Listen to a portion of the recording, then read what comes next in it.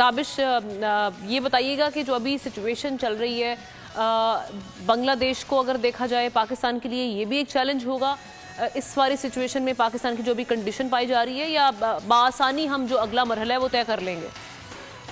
جی جس طرح سے پاکستان ٹیم کی موجودہ جو بیانات سامنے آ رہے ہیں آپ نے دیکھا ہوگا کہ گزشتہ روز بھی پاکستان ٹیم کی جانب سے جو بیانات سامنے آیا رد عمل سامنے آیا بابر اعظم نے پہلے جب پاکستان ٹیم کو شکست سے دوچار ہونا پڑا افغانستان کے ہاتھوں تو اس وقت اس عزم کا اظہار کیا کہ نہیں پاکستان ٹیم کوالیفائی کر لے گی. اس سے پہلے نائب کپتان نے اس عزم کا اظہار کیا. عبداللہ شفیع کے ساتھ میں بول پڑے بیٹنگ کوچ جو ہیں پاکستان ٹیم کے فوٹنگ ان کی جانب سے یہ بیان سامنے آیا. حالیہ ہم نے دیکھا کہ مکی آتر بھی کہنے لگے کہ ابھی بھی امکانات ہیں. آج فخر زمان کی جانب سے کہا گیا.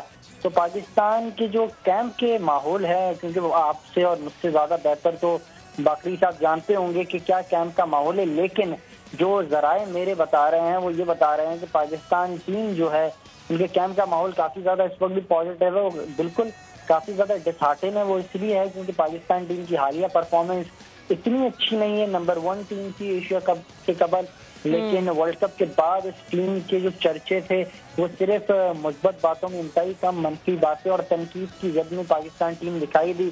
اب یہ وقت جو ہے پاکستان ٹیم کے لیے انتہائی اہم ہے. جو فینز ہیں ان کے لیے بھی انتہائی اہم ہے. یہ آخری لمحہ پاکستان ٹیم کو سپورٹ کرنے کا. جو میچ پاکستان کا بنگلہ دیش کے خلاف ہے یہ میچ ہی پاکستان ٹیم کو بوسٹ کر سکتا ہے. آج ایک ایسوسیٹو ٹیم یا پھر ایک کمزور حریف کو بڑے مارجن سے شکست دیں گے تو اس کے بعد پاکستان ٹیم کو نیوزی لینڈ کے خلاف بھی کھیلنا ہے, انگلینڈ کے خلاف بھی کھیلنا ہے. تو یہ ایک بڑا اہم مقابلہ ہوگا پاکستان ٹیم کے لیے. اب تک پاکستان ٹیم کے لیے سفر انتہائی زیادہ مایوس کن رہا, لیکن بنگلہ دیش اور انگلینڈ اس ایونٹ کے اندر دو ایسی ٹیمیں جنہوں نے اس طریقے سے پرفارمنس کا مظاہرہ نہیں کیا ہے. تو پاکستان کے لیے تھوڑا بہت ریلیف ہے کہ سب سے مضبوط ٹیم اس وقت ایونٹ میں نیوزی لینڈ ہے. جو اگر بات کی جائے ہم نے دیکھا کل بھی انہوں نے کافی شاندار پرفارمنس کا مظاہرہ کیا. سبسکرائب کریں اور بیل دبائیں تاکہ کوئی خبر رہ نہ جائے.